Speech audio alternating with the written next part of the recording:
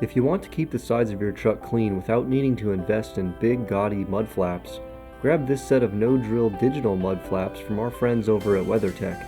These easily installed mud flaps, as their name implies, require no drilling and can be installed on your truck with the wheels and tires still on it. Up first is the front, and to start, remove both screws in the plastic molding.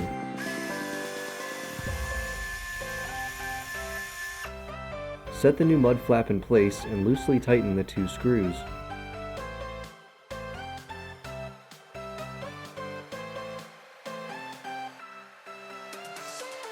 Press the mud flap against the fender and tighten the quick turn fastener with the hex key.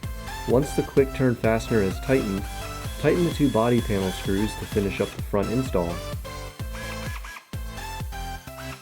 Moving on to the rear, trim off the heads of each plastic rivet. Place the mud flap on the fender and line up the screws. Install the 2 screws and washers through the mud flap and through the fender holes with the nuts on back.